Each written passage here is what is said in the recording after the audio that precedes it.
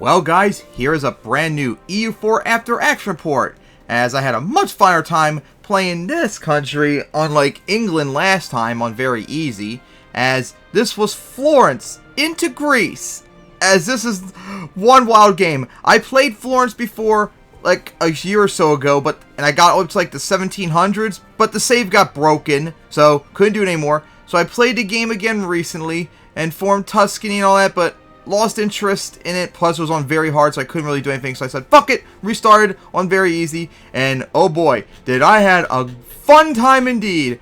I pretty much took over the vast majority of the Italian peninsula by 1500, and I went off. I took over Crete very soon, so I was able to take over parts of Africa. I took over the Baltics, as you can see, the Balkans, I mean to say. I decided to do a no-stab CB on Portugal, and I took some of their islands out here so I can colonize. And I colonized northern part of Brazil to form New Florence, and of course they eventually spread out to eventually colonize down here too, which was kind of annoying. And I took over, colonized this part of Africa as stepping stone to eventually swoop around for Africa for a big goal I had in mind, and that was to take over India. And it took a long time, and I technically never finished the job, but I got almost all of it taken over. That was a fun experience. And then later on, I kept expanding into Egypt and the Arabian Peninsula, as I actually helped Nej form, and I became my vassal, as I carved up Ethiopia to have a nice clean border, and marched down to here.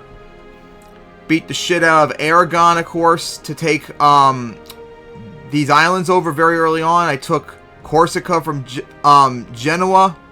Man, it was just a wild game, and we beat the shit out of Turkey too, because I was allied with France and the Commonwealth for most of the game before France betrayed me, and I betrayed the Commonwealth. That carved them up, as this was my last war that I took over all this part of Turkey because it was ugly border gore, and I helped Muscovy get some territory back, allied with Shun right here. I also colonized this part of Papua New Guinea, but didn't really pay attention to it after that. As, yeah, this was a crazy game. Oh, yeah. And so, I formed Florence. Oh, yeah. Later on in the game, I had to attack Portugal because they had parts of India right here that I did not like, so I attacked them. Took them over so badly that I was able to take almost all... I took all of this over. Like, all this around here was just Portuguese colonies. I took over the rest of it. I was able to form two other colonies out of it too, which was very nice. So yeah, later in the game, like I said, I played Florence before, and last time I played I formed Italy, and last time I played until I restarted I formed Tuscany. I was going to probably consider forming... I actually wasn't going to form Italy because I've already formed Italy once as Milan. I already did it once with Florence before the save broke. I didn't form it as papal states because you can't, but I've done like 3 Italy states. I was like, you know what? I don't want to do Italy. I've done it like a couple times already. I want to be unique and do just Florence. So that's what I was doing.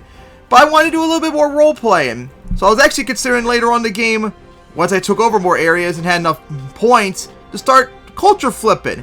And at first I was considering doing a Slavic culture like Bosnia or Serbian, but ended up not happening until I eventually took over parts of Greece, and I thought of, wait a minute, I'll culture flip to Greek. That'll be really cool. And I did a whole bunch, you could see right here, like all the Balkans are Greek. Good chunks of Italy are Northern Africa, Egypt, the Arabian Peninsula, so much Greek territory.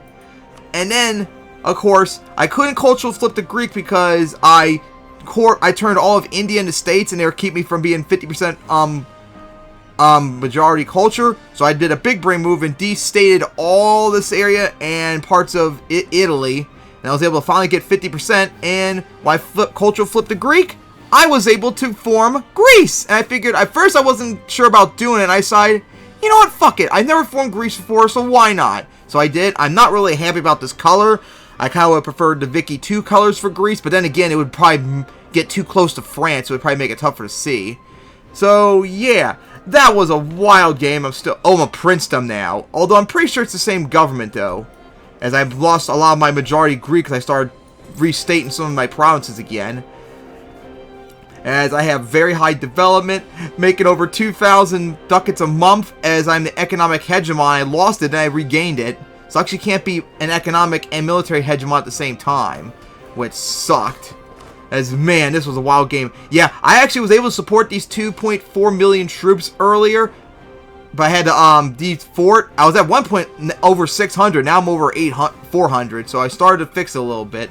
I didn't even fix out my whole navy. But hey, I did learn how to do, trading ships a lot. Because I did have a whole bunch of them all over the place. Since now I figured out how they worked. But yeah, playing this game on very easy was so enjoyable compared to normal. Like, in this game, like, my armies were straight up fighting on their own with no problem. Whereas in normal, I do the exact same stuff and they just kept getting cooked. And here, it wasn't. And on very easy difficulty, you have higher manpower recovery, and higher force limit, which is very useful, but it alone does not make that big of a difference, especially later on in the game when it's easy to get a giant army. So, I really don't know how I was able to do so well and very easy, doing the exact same setup, I feel, but on normal, it was just too hard. It was just stupid. But anyways, guys, I hope you all enjoyed this Florence game as much as I did, as it's my 4th highest scoring game of all time, despite the penalties. So yeah, hope you all enjoyed, and since I forgot to do this for my England Angevin realm playthrough, I'm going to do it here. I'm going to do the timeline that I forgot to do. Alright, so I hope you all enjoyed, and here was how the world changed as Florence into Greece.